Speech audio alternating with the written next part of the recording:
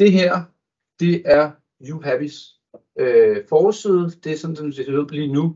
Det er det, som I som bestyrelsesmedlem vil opleve det og se det. Det er basically også det, jeg gennemgår for jer i dag, hvordan det ser ud som bestyrelse. Hvis det er som beboere, altså det vil sige menige beboere hos jer, så vil det se anderledes ud, men jeg vil prøve at komme lidt ind på forskellene, og hvor der ikke kan se, hvad der har været. Men hvis vi bare lige tager sådan en forside og sådan en menuopbygning, så vil I kunne se herover, der har vi menuen. Der er lidt omkring den enkelte bolig, man er logget ind som. Det vil sige, at nu er det ikke som bestyrelse, nu handler det egentlig om, hvor man bor henne. Der er lidt information om sin egen bolig. Så er der en dokumentstruktur. Så er der noget omkring nyheder. Det er sådan set det, jeg står på og værker på lige nu, som I kan se, der er markeret. Så er der noget spørgsmål og svar. Noget kontaktinformationer. Og så kommer der meget bevidst en streg her.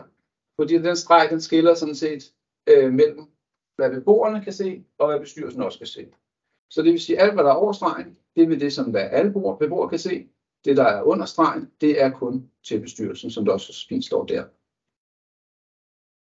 Men hvis vi starter lidt med de indledende muligheder, så har man heroppe i hjørnet sin brugerprofil, og der vil man kunne se de data, som der grundlæggende ligger på en selv. Man kan også lægge sin egen kontonummer ind, hvis det er, at man gerne vil have, at vi har det, således at vi kan udbetale. Hvis man har et eller andet tilgodehavende, eller et eller andet, vi skal udbetale, så kan vi altid bruge det kontonummer, som man selv har været inde og oplyse hos os. Så der er en mulighed for os direkte herinde at opdatere, og så kan vi sådan set gøre brug af det over i vores bagvedliggende administrationssystem. Under min bolig, der er der lidt forskellige muligheder. Først, så er der lidt information om, hvor lejligheden er beliggende henne, hvad nummer har man, hvor stor er den, hvem bor i den, og hvornår man flytter ind. Man kan også som beboer selv følge lidt med i, hvad det er økonomi der er. Og man kan også se ens kontokort for den enkelte lejlighed.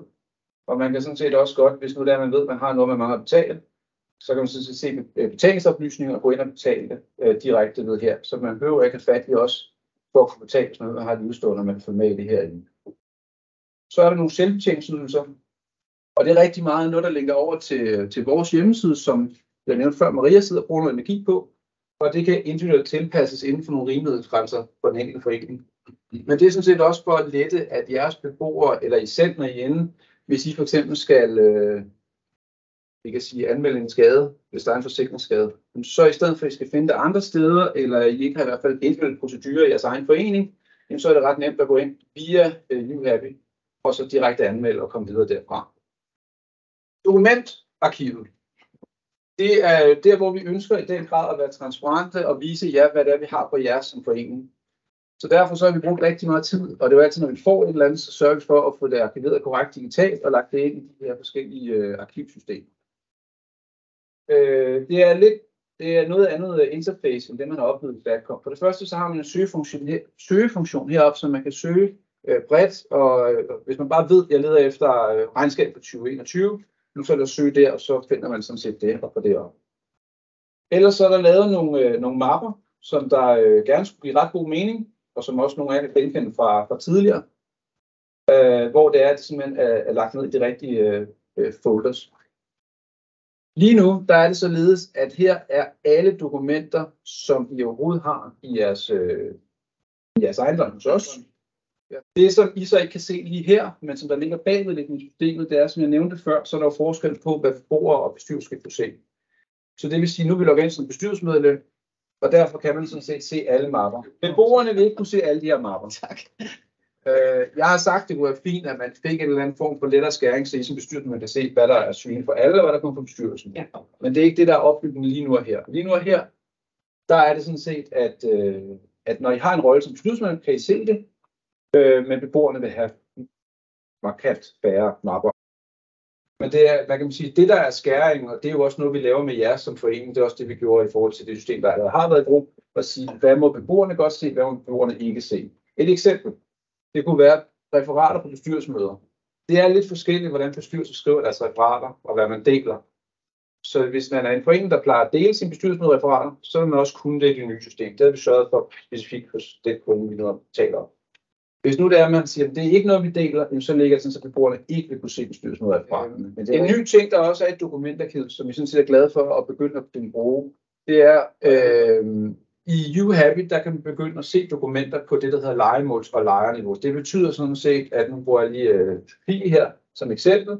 Så når Sofie bor i, lad os sige, opgang A, første til venstre, så har hun nogle dokumenter, der vedrører kun hendes lejlighed, det vil sige lejer, men også noget, der måske følger lejemål, det vil sige også, når en anden følger den pågældende lejlighed. Det næste, det er en nyhedsoversigt. Det er bestyrelse og administrator, der kan lægge nyheder ind her. Det vil sige, I har mulighed for at skrive nogle nyhedsbreve, eller hvad I nu måtte kunne dele. Og vi har også mulighed for at poste noget ud til jer, som man både kan lægge på beboerniveau, men også kan lukke til kun at være på bestyrelsesniveau. Det næste, det er spørgsmål og svar, og det er igen, vi er inde som bestyrelse, så bestyrelsen vil have adgang både som beboer og som bestyrelse, men det forhåbentlig siger sig selv, at beboere vil alene have adgang til det, der hedder beboer. Men det vil være nogle ting, hvis der er noget, og det oplever vi jo sådan fra tid til anden, især hvis det er nye systemer, at man skal lige finde sig til rette i det. Og det er i hvert fald et forsøg på, at forhåbentlig at mindske behovet for at skulle have fat i nogen support telefonisk, for at kunne komme videre. Kontakter, det er noget, der også kan sættes op individuelt per jer, hvad I ønsker som forening. I det her tilfælde, så er der lige nu bestyrelsen, der er synlig. Så fremgår det, hvem der er herinde hos os, der er den daglige administrator på ejendommen, og hvem der også er kundechefen på ejendommen. Man kan også lægge andre kontaktoplysninger ind. Det kunne være, at man har en driftmand, eller en vicevært, eller et eller andet. Jamen, så er det, som jeg siger, det kan individuelt tilpasses til jer, hvad det er for nogle data, I gerne vil have liggende, og hvad I vil dele med beboerne, og hvad I kun vil have adgang til som bestyrelse. Og håndværkerlister og alt sådan noget også. Det vil også kunne.